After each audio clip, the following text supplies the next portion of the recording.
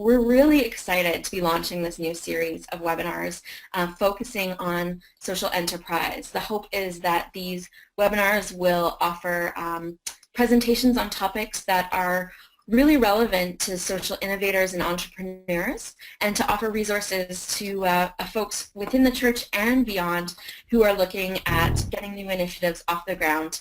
And so I'm thrilled to be joined today for the first in this series, and I'd love to welcome Alan Pollitt here with us. Alan is an SEO guru, really, and he has written several books on reputation management, social media, and SEO-related topics.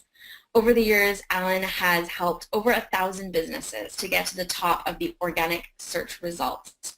And he's been working in this field since 1998, so has definitely seen a lot of change in this field over that time.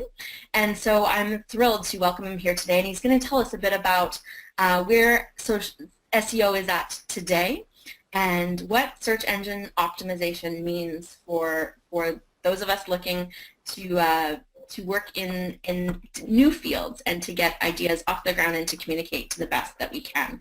So welcome, Alan. Thrilled to have you here today. And I'm wondering if you can start us off by talking a bit about what is SEO.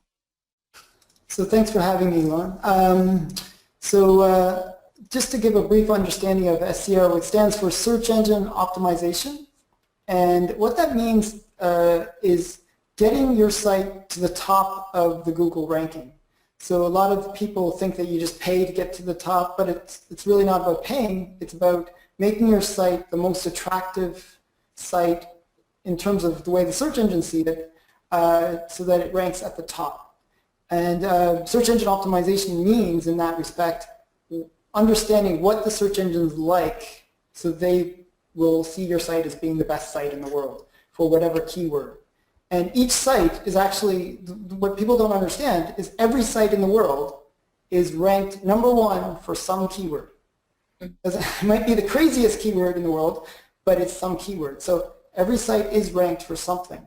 But you want to basically make your site ranked for what people are searching.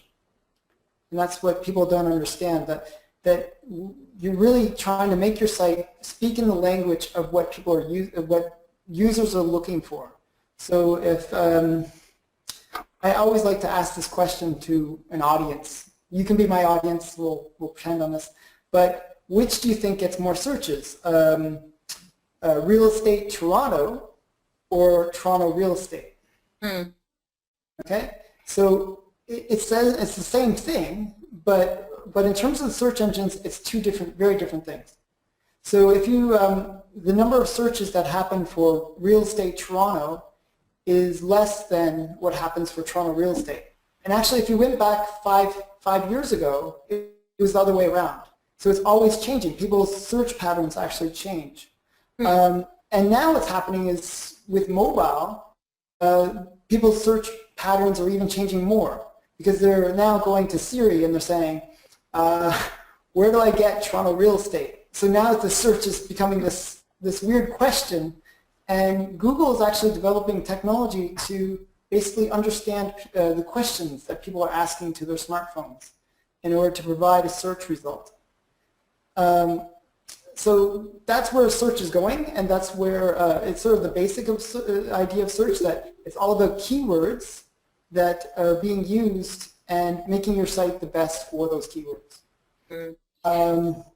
And there's really only two things that really determine ranking. What your website says, the words that you use on your website, and how authoritative your website is. So the more sites that link to your website, and the better that those sites are, the higher quality those sites are. For example, if you get like a site like Wikipedia or Yahoo or some really big, like a popular site to link to you, that's a big rank boost compared to some mom and pop site that nobody knows about or nobody ever visited. That really makes your site not look good compared to something that's popular. Okay, so those are the two major ranking factors: what your website says, and how many people are linking to you, and what the quality of those links are. And Google's come out with a whole bunch of things to look at that more and more detailed over the years. And it's becoming really, really complicated to what we in the industry call gaming. gaming the search engine so that they put you at the top of the search engine. It's becoming really a pretty complicated thing. And actually I like the fact that it's becoming complicated because it's good for me. It just makes because if everyone could do it, then I'd be out of business. So it's always good that it's actually becoming complicated because it makes me actually more useful.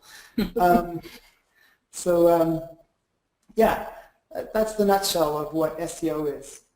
So does that mean that someone like me who's not an SEO guru, it would be really hard to know, I mean, like, for example, the order of words and what optimizes a search? Like, are there ways for kind of someone who isn't a guru in this field to know that stuff without, I mean, we want to, of course, support you, but what are some of the tricks or tools that you offer or that we could know about to help us in this area?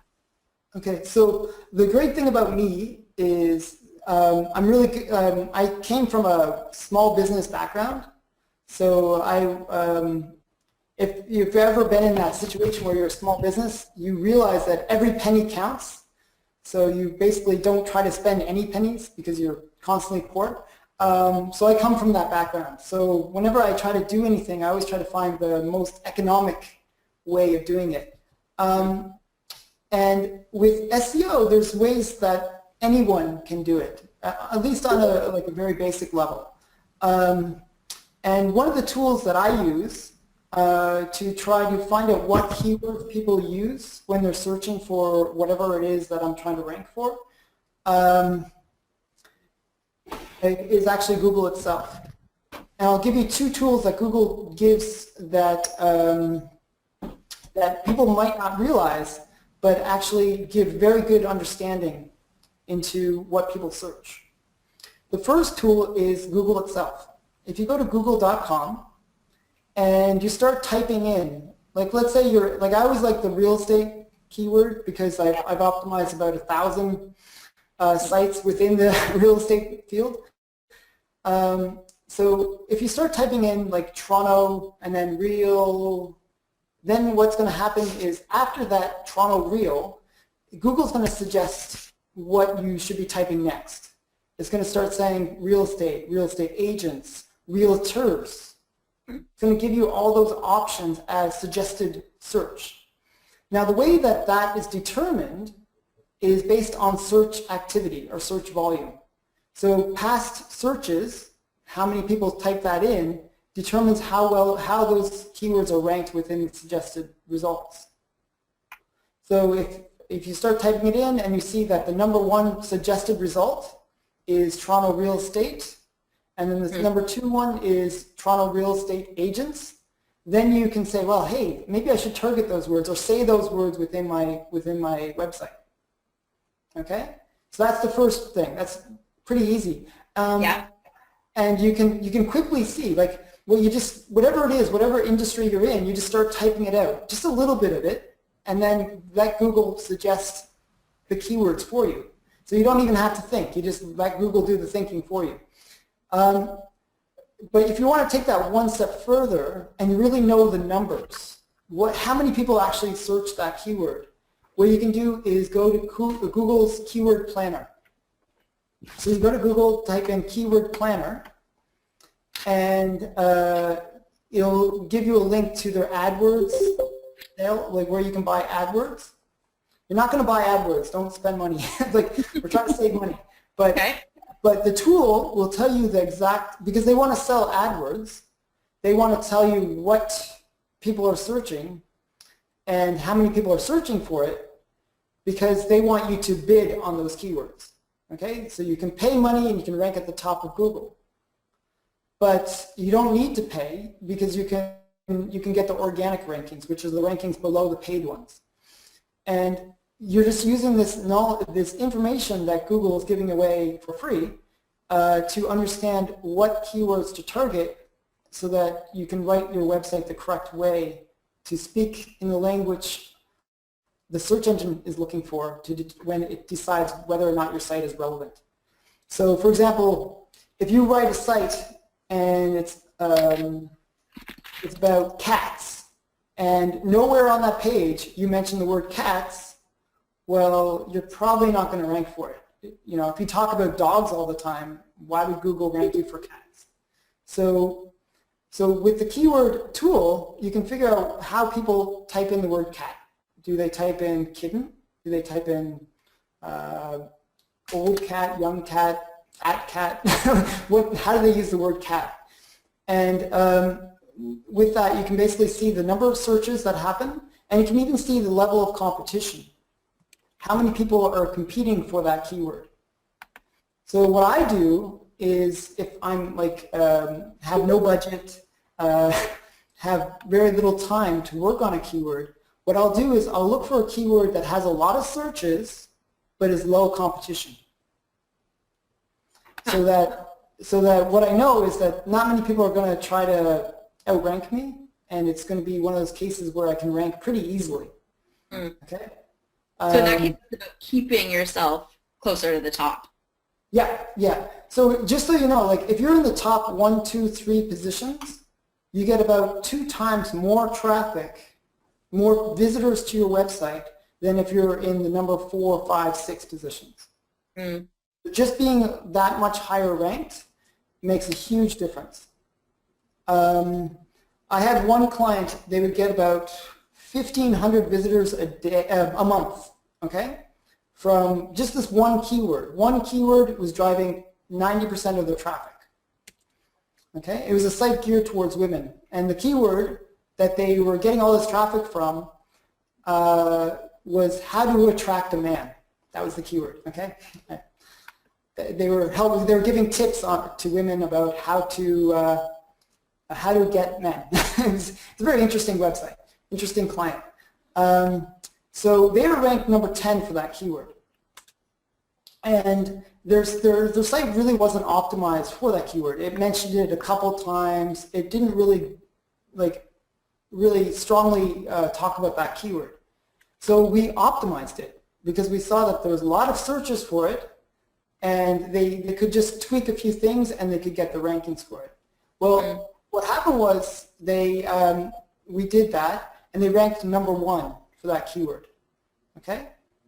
And after that, they were getting about 1,500 visitors a day. So they went from 1,500 visitors a month to 1,500 visitors a day. So just like day and night kind of difference in terms of their traffic. All of a sudden, they were like, you know, becoming a big company. Overnight, it was a big difference. And it was just about using that language and seeing that that keyword gets a lot of searches. So it's really using the tool to find out what keywords people are using, and then basically making the language of your site cater to those keywords. Okay. So, awesome. So yeah. One of the questions that's already come up is around social media, and do social media links to a website affect its SEO ranking? Yeah, it does actually. So what happens is Google is using a thing called social signals. What a social signal is, for those who don't know, a social signal is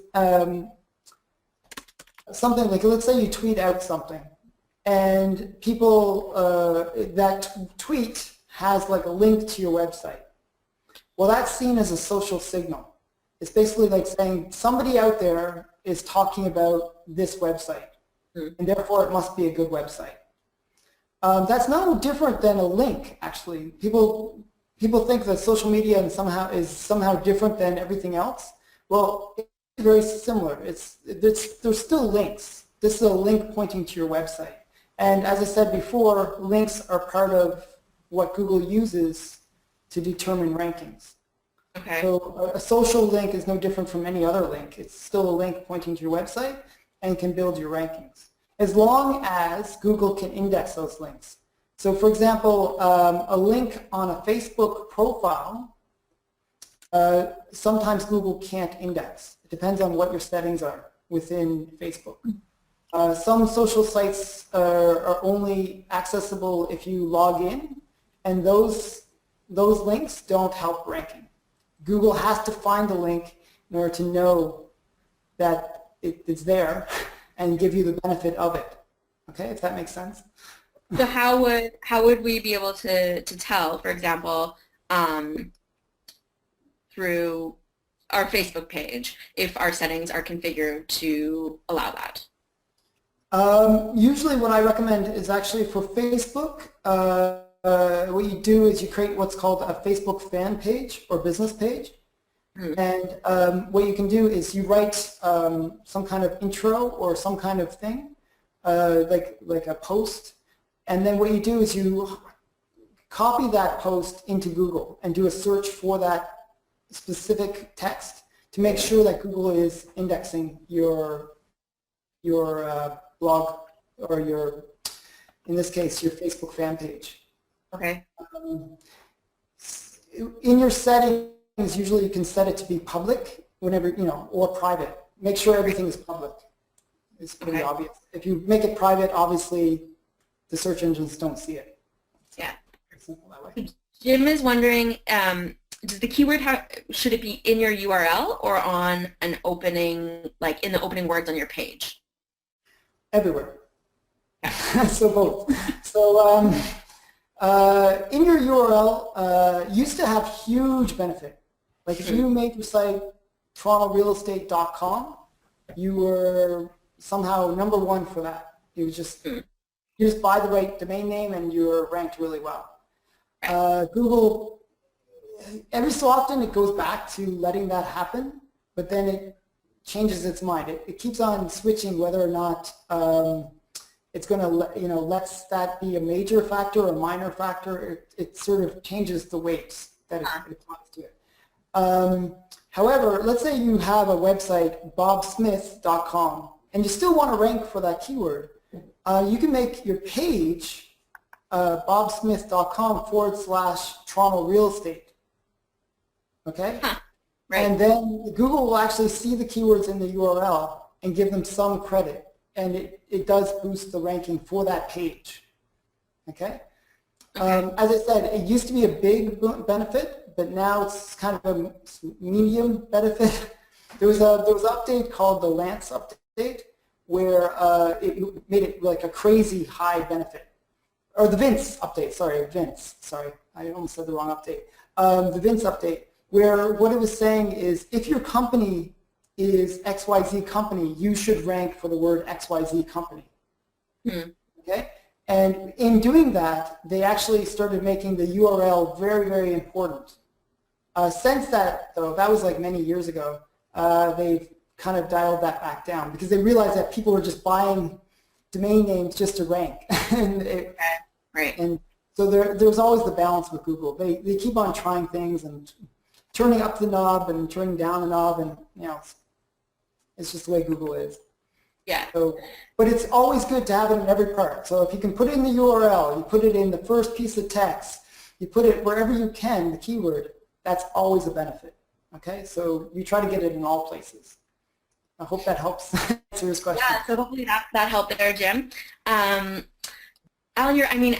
I'm someone who doesn't know really anything. This is an intro for me on SEO with you, and I'm already so appreciating of knowledge here. So, but I'm realizing quite quickly as you speak how rapidly the SEO changes. So, you're kind of alluding to the fact that day to day, area could change in terms of this and optimization. So, wondering what are some of the biggest things that are happening in 2014 in terms of SEO? So the funny thing is Google actually updates about 400 times a year. So wow.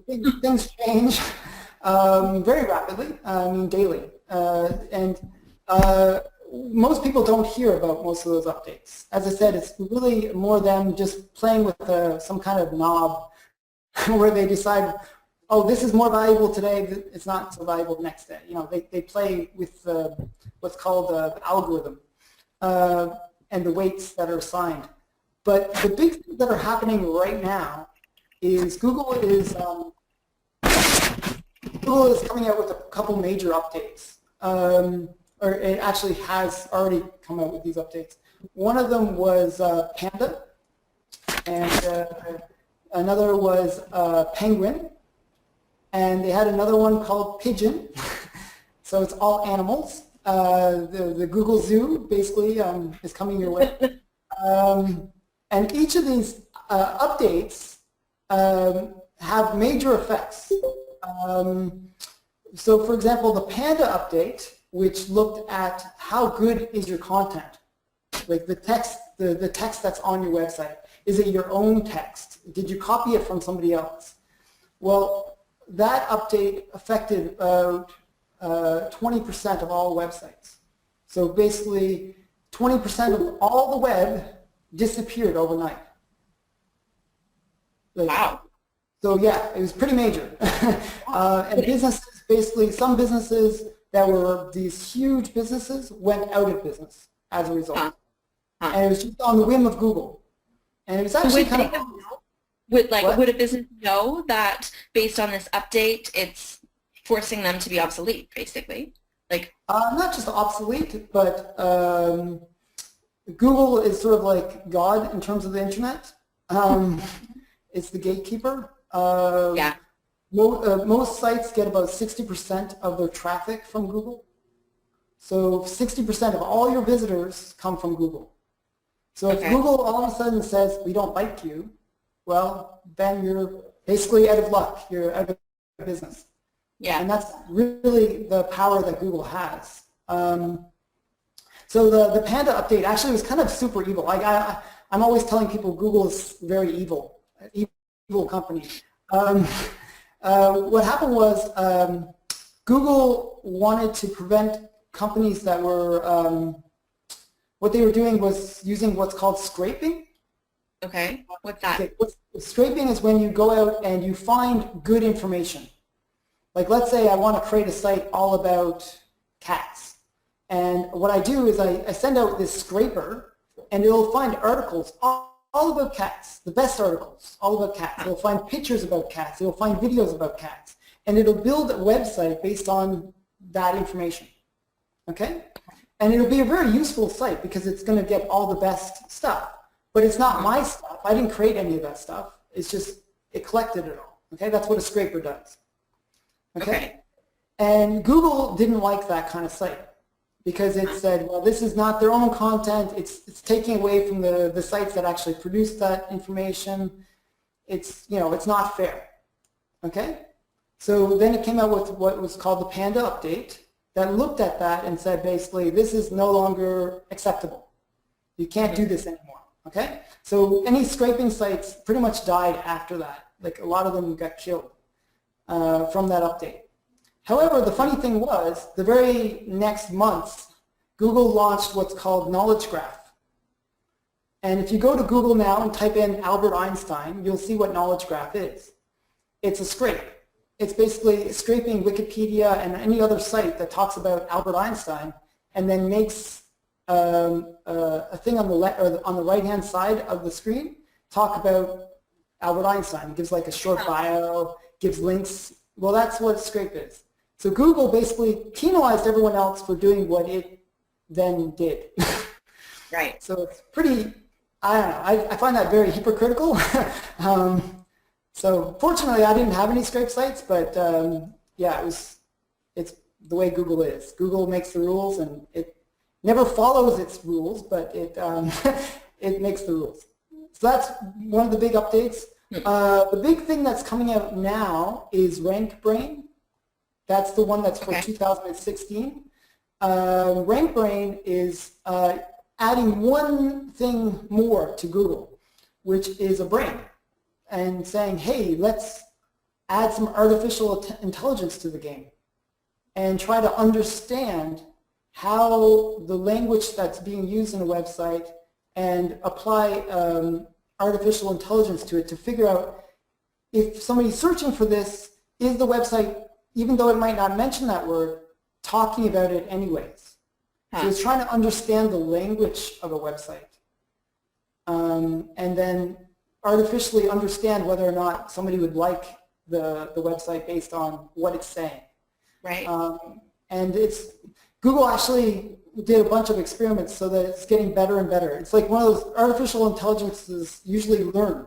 They're learning things, so they get better and better at doing this stuff so that they can match what people are searching to a website that might not say exactly that thing, but implies it. So how might that help or hinder my small business website? So still it goes back to the fundamentals. It's better to let Google just easily understand your site. Okay. You know, if don't be vague about things, be very obvious. It's also good for the user. So like if you're selling something, say what you're selling. Don't talk around it. A good example I had was I was dealing with a web design company.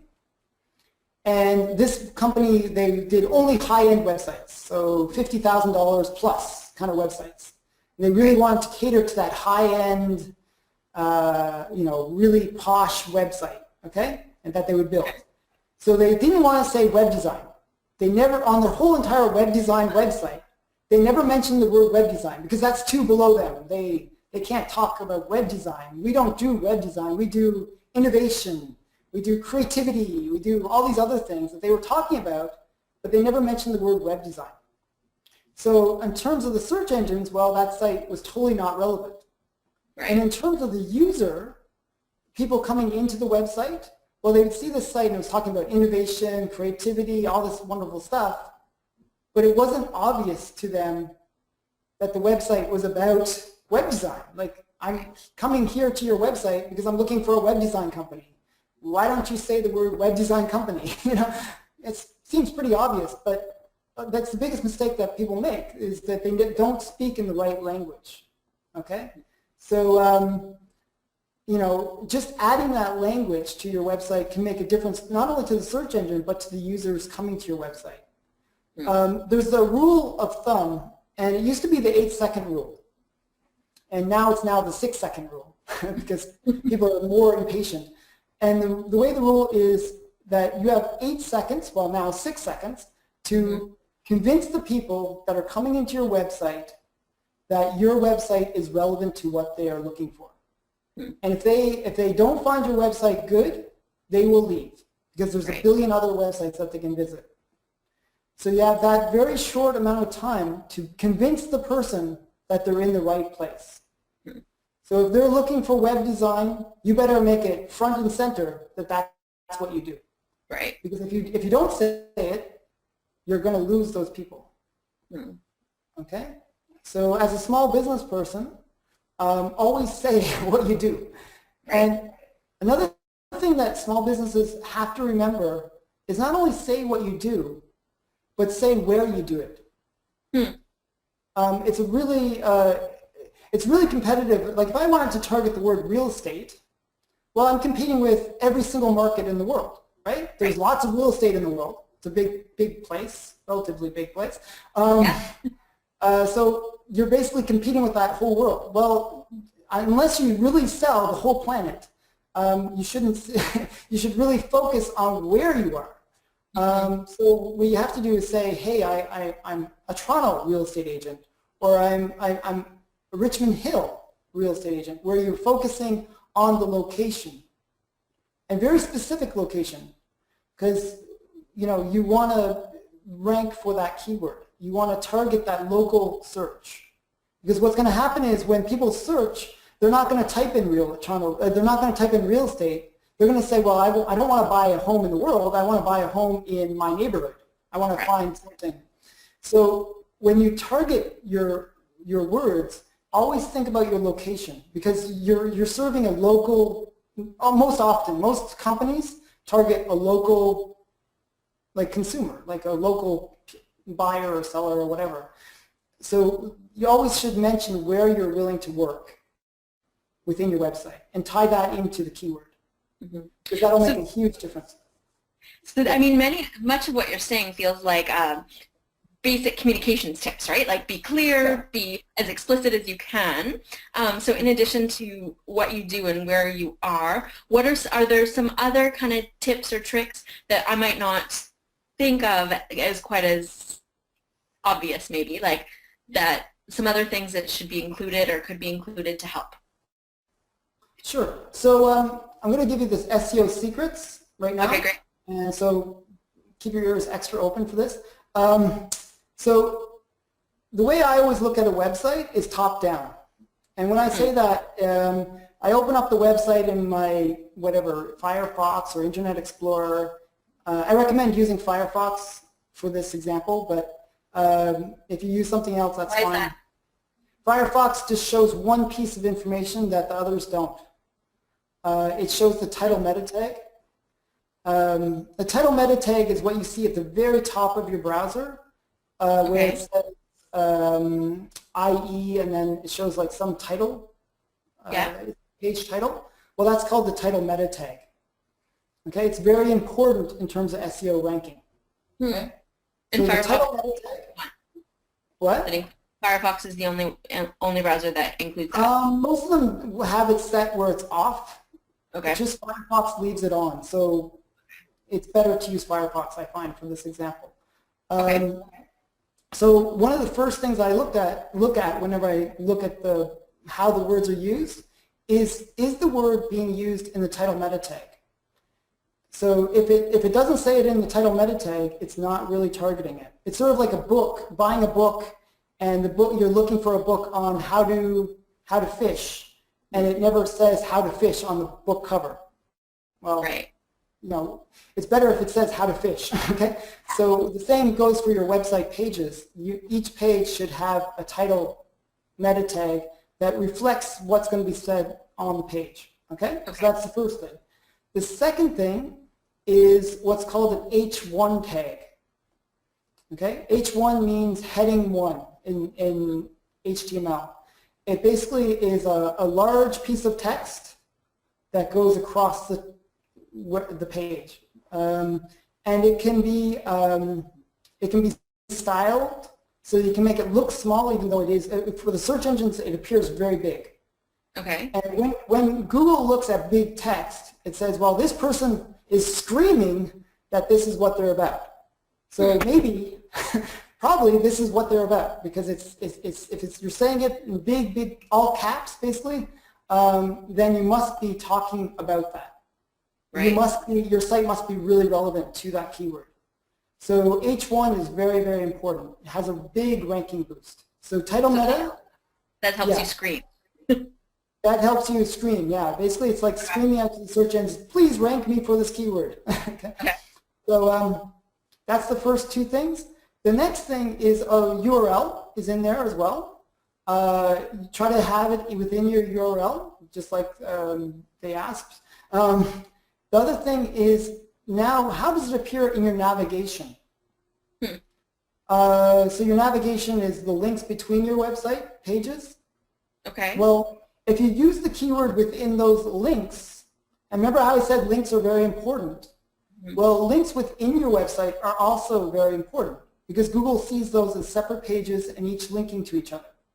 So the words used in those links can actually make Google say, hey, you're really relevant for whatever those words are. So a lot of people use the word home for your home page, right? For your first page. Well, pretty much as a result, every site on the web is ranked for the word. Okay, somewhere. I mean, I'm not saying number one, but somewhere. So, and actually you can search on Google and see who is the number one home site. Like who's the top guy. And it's not usually a real estate site. It's usually something like Yahoo or something like that. So it's all because the words get reinforced throughout all the pages. So if you want to rank, what you can do is in your navigation, you use the keywords, okay? That we figure out are the best. So far we have title meta, H1, URL, in the navigation, and then you have it top, middle, bottom. That's the next places to put it. When I say top, middle, bottom, I mean within the text of the page. Okay. So, for example, you have it at the very beginning of this very first sentence, you say blah, blah, blah. And at the very middle paragraph, you say it again, and maybe again at the bottom. Okay? What that does is it says to Google that this page, it starts talking about the topic, it continues talking about the topic, and then it ends by talking about the topic. It must be talking about the topic. Okay? Yeah, so it just it's not makes it relevant, right? It just makes it sound relevant. Another trick you can do is within your footer, you can have your footer navigation, which is a sort of a level of navigation. And then if you use the words there again, it sort of forces it to be in the bottom spot where the keywords get reinforced at the bottom of the page. So if you have it in the navigation at the top, navigation at the bottom, you sort of already solved half the battle in terms of optimizing your website. So that's a good trick that people can use to basically sneak in the keywords. Yeah. So yeah, those are the major ranking things. There's a whole bunch more. For example, right now Google likes pages that are 1,000 words, which is like this crazy long page. Well, Google likes that. You know. Google really likes that. Because it takes effort. A lot of effort to create a page with that much text. Usually informational websites, not necessarily business websites, will have a lot of text. And Google actually prefers to rank an informational website than a business website. Because a business website will spend money on AdWords. Right. An informational site just wants to give information. So Google would rather get people paying than, you know. So what does that mean for a business website, say, that doesn't want to have a page with 1,000 words because, you know, we're thinking about our basics of communicating really clearly. How does that then work there? There's some tricks you can do. So what you can do is, this is getting into coding, but you can do what's called the open-close div, which is in the, I'm not sure if you've seen this, but the way it looks, it's very basic, is do you ever see on a page where it starts with a bit of a paragraph of text and then it says read more? And then when you click on the read more, it opens up to a full page or a full blob of text on that same page. Or sometimes it's a plus minus symbol where you click the plus and it expands out on that same page. Well, Google can generally read all of that text, so you can basically hide your text without, and at the same time still have lots of text on the page. That's one trick that SEOs will use. You have to be really careful about using that trick though, because often it's done incorrectly and Google can't index it. So you have to be a little bit careful. It's a bit of, there is a bit of fiddling. Yeah. So that might be something harder for someone like me to do, for example.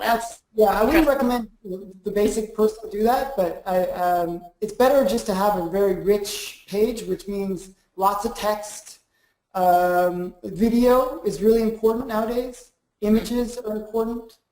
All that kind of makes the page look rich. Google is really trying to say, is this quality content? Or is it, the biggest mistake that people have is like they'll say one line of text. They'll just say, you know, and it's not actually that they're trying to be lazy about writing or anything like that. It's just that if you think about most sites are like e-commerce websites where they have many, many products. Yeah. Well, usually you just see a bunch of images and it's like the name of whatever that product is. Well, Google sees that as just very little content and therefore it's not really relevant. Right.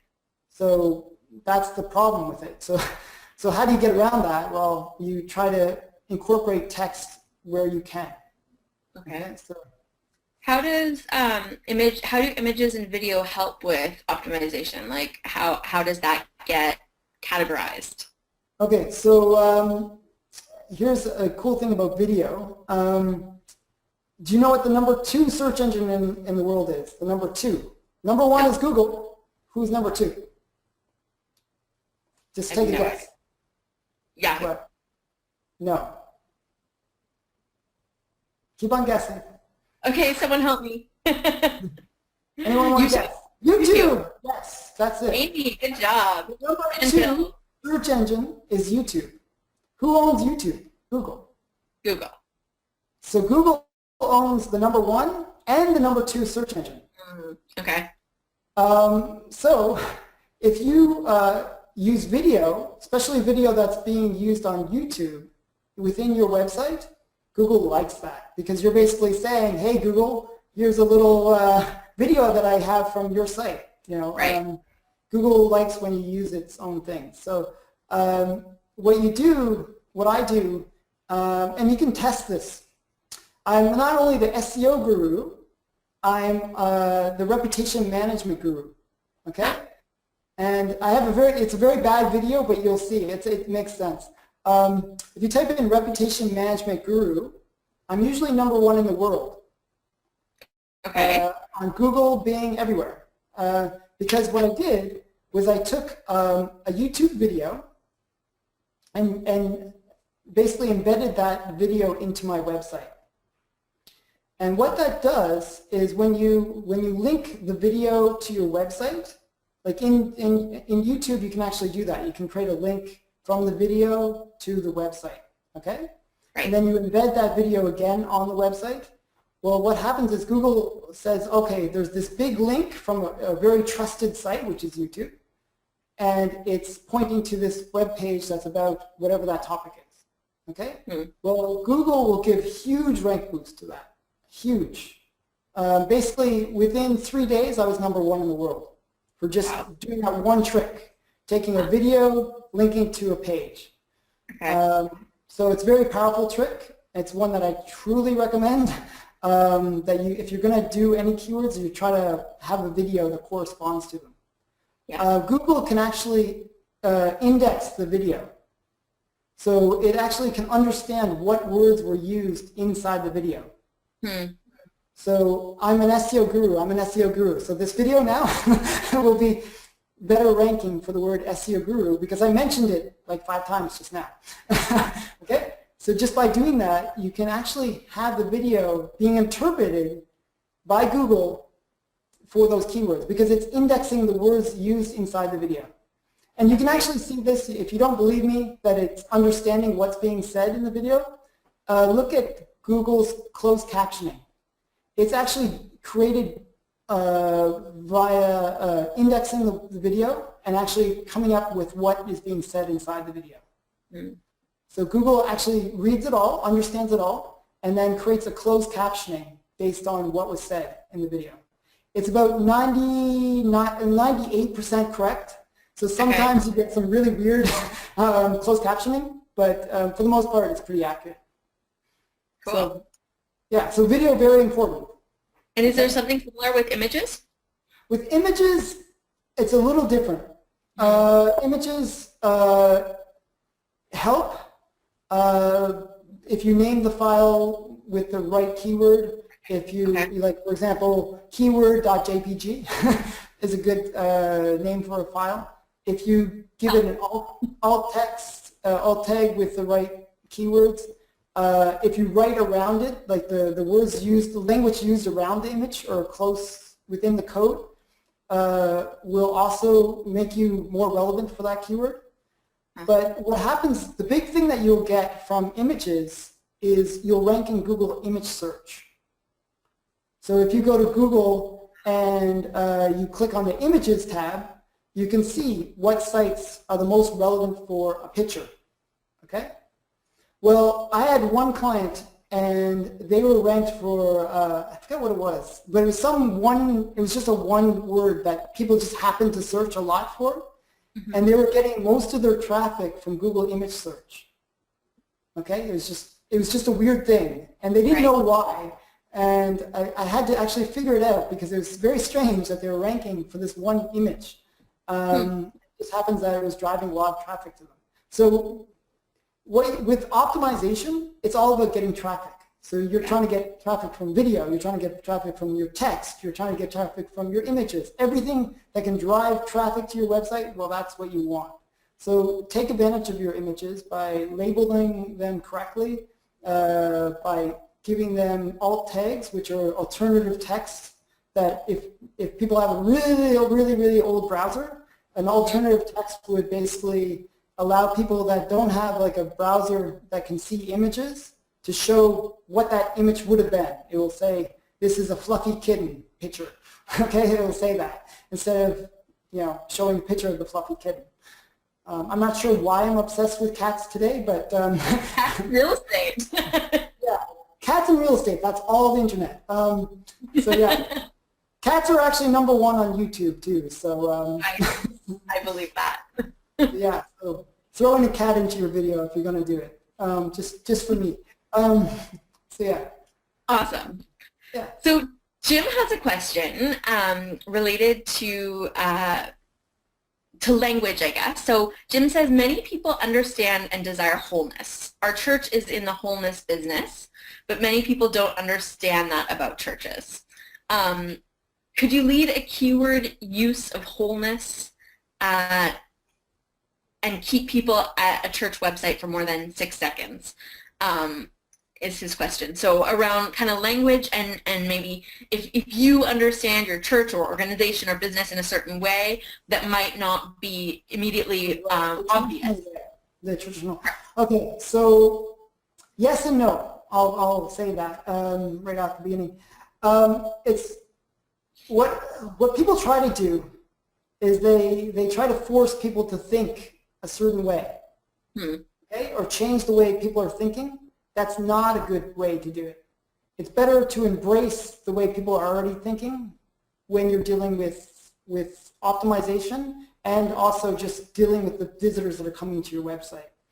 So if you're talking about whole, and that's not a commonly word that's associated with church, then you're probably speaking in the wrong language, okay? However, there's an however on this. People think of unity. There's other connotations to the word whole where those might be words that people use when they're searching. Right. So what you do is you find out what language people are expecting, and then you write in that language. So what I recommend is do some searches on Google, do some searches within the keyword planner, and find out what language people are expecting. Don't try to change the language. Because what happens is you're just confusing people for the most part. It's better just to speak in the language of the people visiting. If you want to change the language, you can start by saying the language they expect, and then change it by saying, we are a unity church, blah blah blah blah, and then we offer a whole church experience or whatever, something with the word whole. If you really want to teach them that word, but it's better to speak in the language of the audience, in my opinion. Yeah. Okay. And interesting. I appreciate the question, Jim, and it gets me thinking about an interesting challenge. Many of us understand kind of the role of a faith community as being somewhat countercultural, and so how to just use these words that are already associated or connotated with church, for example, but then at the same time being, on the edge of that, or helping to kind of reframe how that's thought of. Yeah, but the great thing is there's probably already people searching for that edgy type of church. You just have to find out how they're searching for you. They're out there looking. Just help them find it by speaking the language that they're using.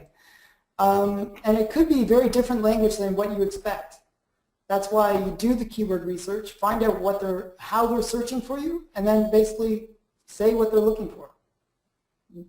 So that keyword planner is a really helpful tool. Really helpful, very helpful. Yeah. We have just a few minutes left. If anyone has any other questions you'd like to ask Alan, now is the time to type those. But Alan, when we first, right before we began, we were chatting, and you said that one of the questions you often get asked is SEO Deck. And I mean, based on the last almost hour now, I would be, as someone who only really knows what you've taught us in the last hour about SEO, I'd be pretty quick to say doesn't sound like it is, but why do you think you get that question, and Yeah. Why do people think SEO is dead, and what do you say about that? Well, often it is kind of dead in a weird way because the people that practice it do it the wrong way. They try to do tricks. They try to do these weird things that, try to trick the search engines, and those tricks are becoming more and more dead.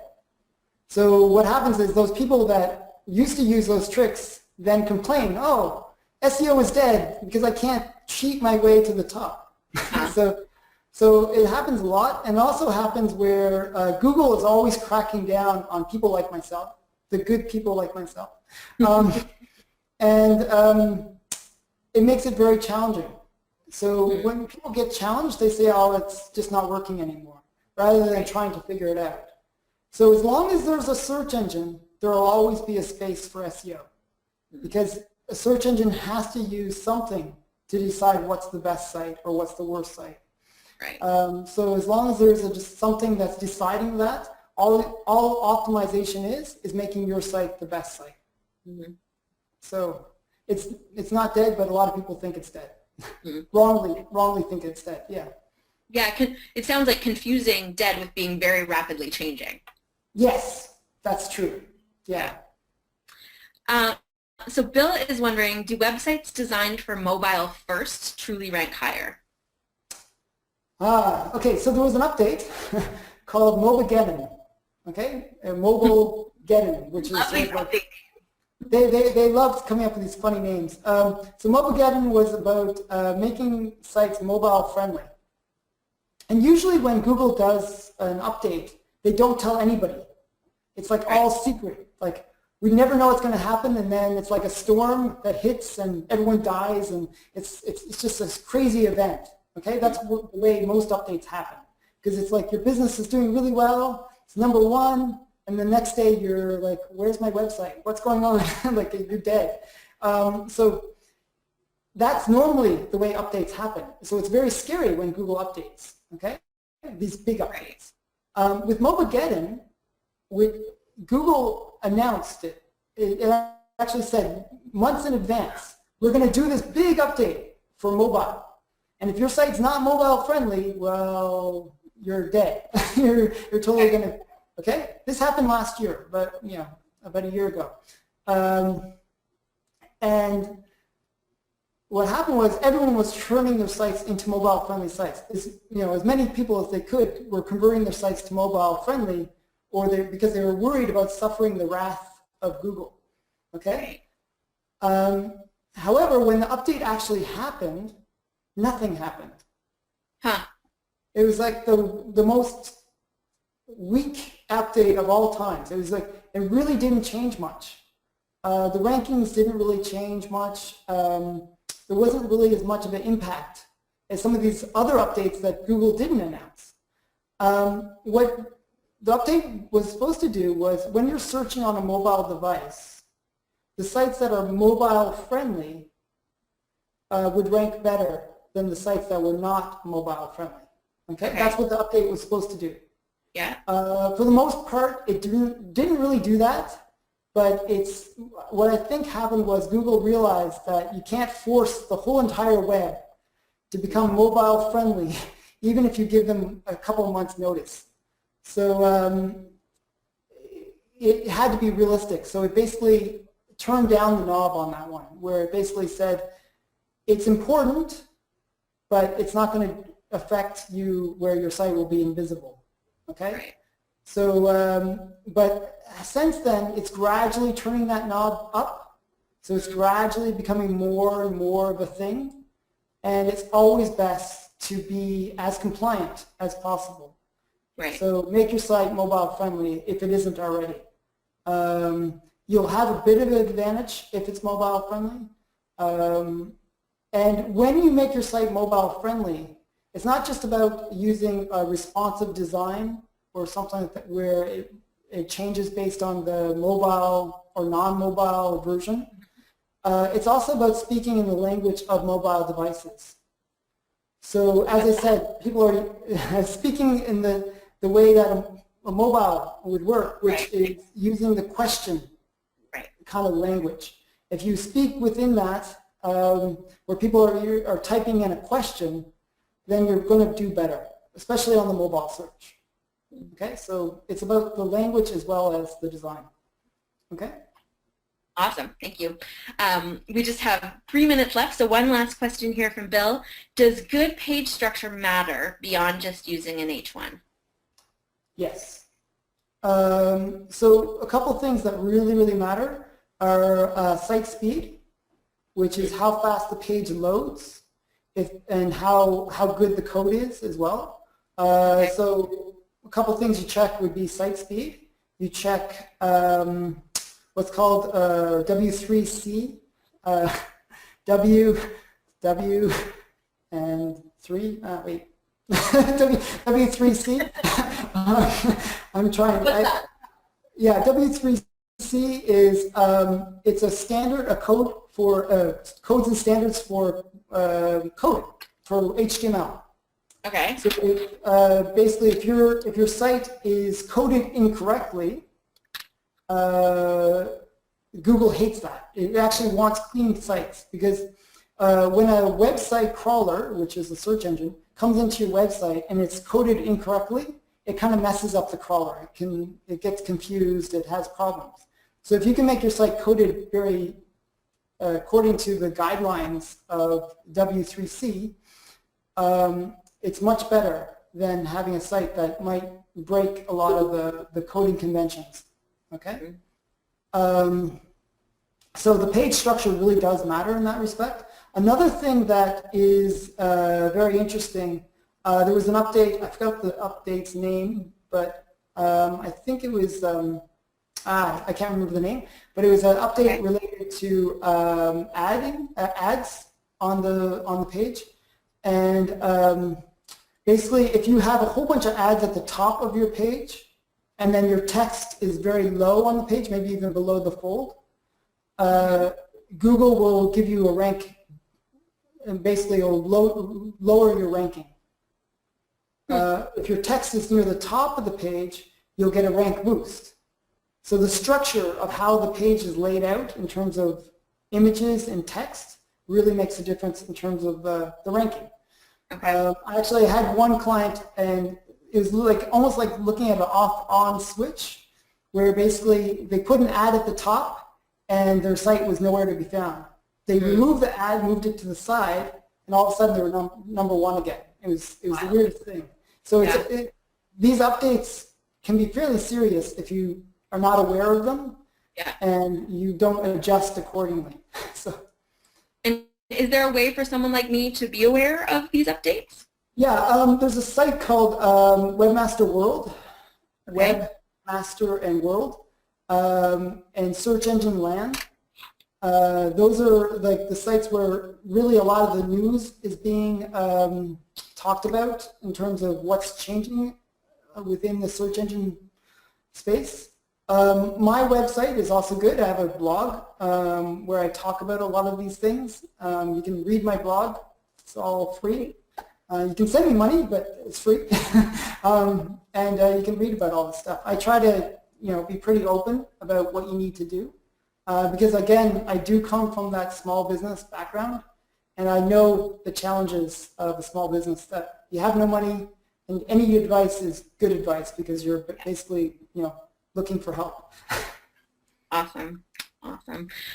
Well, thank you so much, Alan, for taking the time to be with us today.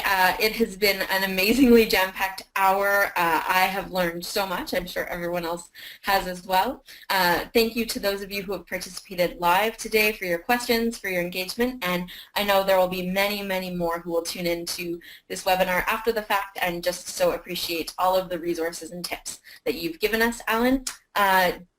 Want to draw people attention to Alan's website, as he has just done, to check out some of what he does, and also his blog with lots more information. So really today has just been the seed that is hopefully opening the field of SEO to many of us, and sounds like it's a constantly changing field. So look forward to continuing the journey of learning through and with you, Alan, and thank you so much for taking the time to be here today.